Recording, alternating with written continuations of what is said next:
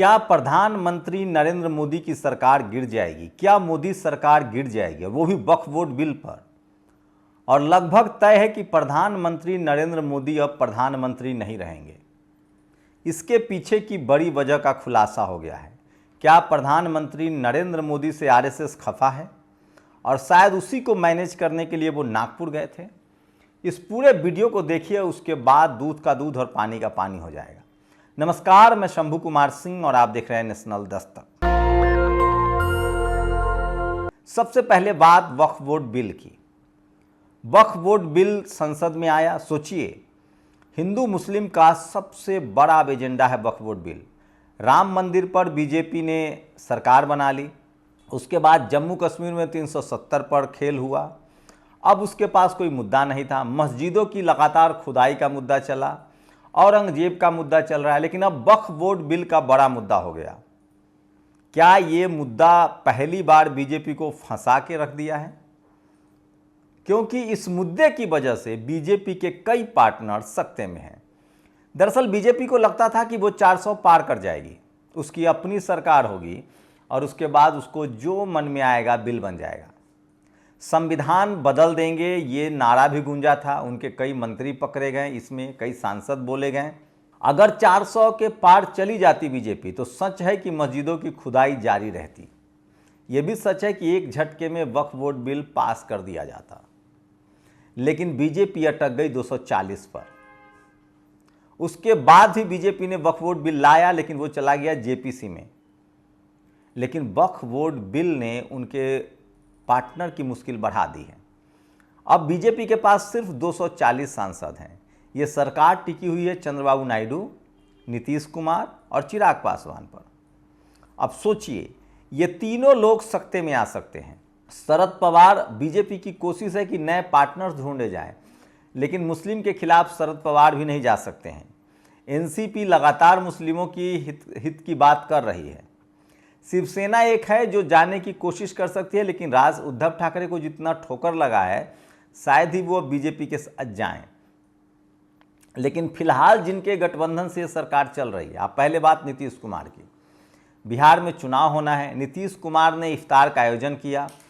अब तक कहा जाता था कि नीतीश कुमार इकलौते ऐसे नेता हैं जो बीजेपी में गठबंधन करके भी अल्पसंख्यक समाज का वोट ले लेते हैं, लेकिन इस बार ऐसा होता हुआ नहीं दिख रहा है।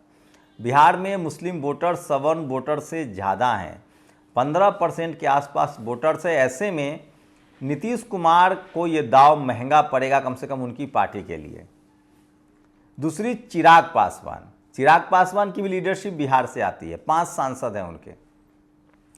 रामविलास पासवान भी शोषित वंचित समाज के लिए उन्होंने बड़ा काम किया है, अल्पसंख्यक समाज के भी भरोसेमंद रहे हैं।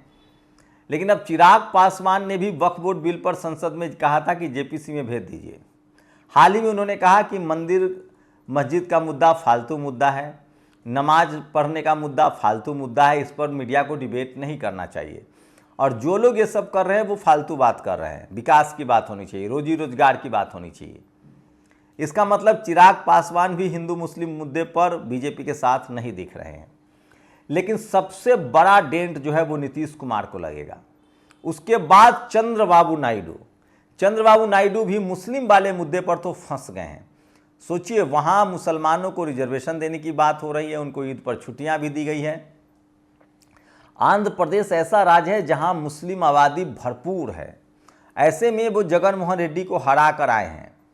अगली बार अगर मुस्लिम समाज ने मुंह फेर लिया तो वहाँ कांग्रेस की बल्ले बल्ले हो सकती है। फिलहाल चंद्रबाबू नायडू भी सत्ते में हैं और लगता है कि वक्फ बोर्ड बिल पर उनके लिए भी मुश्किल होगा।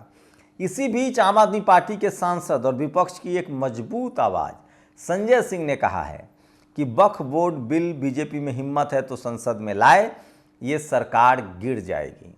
दावे के साथ कह रहा हूँ, ये सरकार गिर जाएगी। नीतीश कुमार और चंद्रबाबू नायडू का पत्ता साफ हो जाएगा। संजय सिंह ने कहा कि जिन जिन लोगों ने अंदर खाने से मोदी सरकार का समर्थन किया, 2024 में उनका सफाया हो गया। सोचिए, उड़ीसा के मुख्यमंत्री नवीन पटनायक लगातार बीजेपी से गलवहियां करते थे अंदर खाने, उनका सुपरा साफ हो गया। उसके बाद जगन मोहन रेड्डी भी लगातार गलवहियां कर रहे थे, वो सबसे मुश्किल में हैं। शिंदे को मुख्यमंत्री नहीं बनाया गया। संजय सिंह यही तर्क दे रहे हैं, उनका कहना है कि अगर वक्फ बोर्ड बिल बीजेपी लाती है तो ये सरकार गिर जाएगी। लेकिन एक प्रधानमंत्री नरेंद्र मोदी के पीछे एक और मुश्किल पड़ गई है। 75 साल कहकर उन्होंने 2 बड़े नेताओं को मार्गदर्शक मंडल में डाल दिया था। एक थे लाल कृष्ण आडवाणी जो बीजेपी के संस्थापकों में से हैं, एक थे मुरली मनोहर जोशी। सोचिए, आडवाणी, जोशी और मुरली मनोहर जोशी, आडवाणी और बीजेपी का कभी एक दौर था। 2 लोगों को मार्गदर्शक मंडल में डाल दिया। खुद नरेंद्र मोदी अब 75 साल के होने वाले हैं, तो क्या वो मार्गदर्शक मंडल में जाएंगे? क्या उन पर आरएसएस का दबाव बढ़ रहा है? पहले ही कहा जा रहा है कि अध्यक्ष को लेकर लगातार दबाव में है। आरएसएस की कोशिश है कि या तो अध्यक्ष हमारा होगा, आप प्रधानमंत्री बने रहिए, या अगर आप प्रधानमंत्री बने रहते हैं और अध्यक्ष भी आपका नहीं होगा, कोई एक तो आपको देना पड़ेगा। ऐसे में सवाल उठता है कि अगला प्रधानमंत्री कौन होगा। तमाम लोग कयास लगा रहे हैं कि इसी को मैनेज करने के लिए नरेंद्र मोदी गए थे आरएसएस मुख्यालय, लेकिन कयास लगाए जा रहे हैं कि जो लकीर आपने खींची है मार्गदर्शक मंडल का, तो क्या नरेंद्र मोदी को मार्गदर्शक मंडल में डाल दिया जाएगा? क्योंकि 75 साल वाला फॉर्मूला उन्हीं के आने के बाद बना था, क्योंकि रास्ते से आडवाणी जी को हटाना था। ऐसे में कयास लग रहे हैं कि गठबंधन का, ये सरकार एनडीए की है, गठबंधन का प्रधानमंत्री कौन होगा। देवेंद्र फडणवीस का नाम भी चल रहा है, वो युवा हैं, मुख्यमंत्री हैं और वहाँ मराठाओं को साधना है, तो कोशिश हो सकती है कि शिंदे को फिर से मुख्यमंत्री बनाकर देवेंद्र फडणवीस को प्रधानमंत्री बना दिया जाए। कुछ लोग कह रहे हैं आरएसएस के चहेते के लिस्ट में गडकरी का भी नाम है। अमित शाह इस रेस में है कि नहीं ये नहीं पता। वहीं तमाम जो सवर्ण लॉबी है आरएसएस का और बीजेपी का, वो चाहता है कि योगी आदित्यनाथ प्रधानमंत्री हों। तो ये तमाम जो उतार चढ़ाव है वो चल रहा है। बीजेपी की अपनी सरकार नहीं है, ये सरकार में उनके पास 240 का नंबर है। इसी बीच नेशनल जुडिशियल कमीशन का भी मुद्दा गर्मा गया है। अगर नरेंद्र मोदी एनएजीसी लाते हैं, नेशनल जुडिशियल कमीशन लाते हैं, सोचिए तमाम सवर्ण जो बीजेपी विरोधी विपक्ष के लोग हैं, चाहे कपिल सिब्बल हों, चाहे आपको बता दें कि प्रशांत भूषण हो, ये सब लोग जो सरकार की आलोचना करते हैं वो भी कह रहे हैं कि नहीं एनएजीसी नहीं लाना चाहिए। उनकी तो समझ में आता है। जो लोग सरकार के समर्थक हैं वो भी कह रहे हैं कि जुडिशियल कमीशन नहीं आना चाहिए, एग्जाम से जजों की भर्ती नहीं होनी चाहिए, कोलेजियम सिस्टम बना रहना चाहिए। तो नरेंद्र मोदी की अग्नि परीक्षा बढ़ती जा रही है। देखते हैं 4 तारीख तक का पार्लियामेंट का सेशन है। ये जो सेशन है ये 4 तारीख है। क्या इसमें वक्फ बोर्ड बिल आएगा, ये सबसे बड़ा सवाल है। और अगर वक्फ बोर्ड बिल सरकार नहीं लाती है तो वैचारिक रूप से ये बीजेपी की बड़ी हार होगी और माना जाएगा कि नीतीश कुमार, चंद्रबाबू नायडू के दबाव में इस बिल को वापस ले लिया गया और बीजेपी अपनी सरकार नहीं गिराना चाहती है। इसलिए पहली बार बीजेपी दोनों तरफ से फंस गई है। लेकिन प्रधानमंत्री तो 3 तरफ से फंस गए हैं। एक तो 75 वाला जो आंकड़ा है, जो 75 साल की उम्र में मार्गदर्शक मंडल, वो उनके पीछे पड़ गया है। ऐसे में एक रास्ता हो सकता है कि वो राष्ट्रपति बन जाए।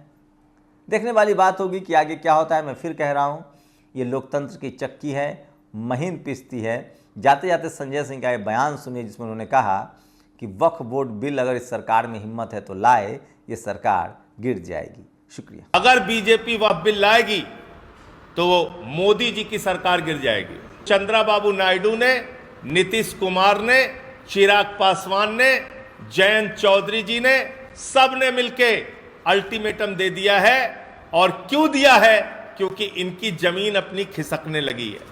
उनसे ये सारे लोग समर्थन वापस लेंगे। दस्तक की आपसे गुजारिश है कि अगर इसको बचाना चाहते हैं तो नेशनल दस्तक को सब्सक्राइब करने के लिए रेड कलर के सब्सक्राइब बटन को दबाएं, फिर बेल आइकन की घंटी दबाएं। नेशनल दस्तक को बचाने के लिए बहुत जरूरी है कि हर खबर को शेयर करें, लाइक करें, कमेंट जरूर करें।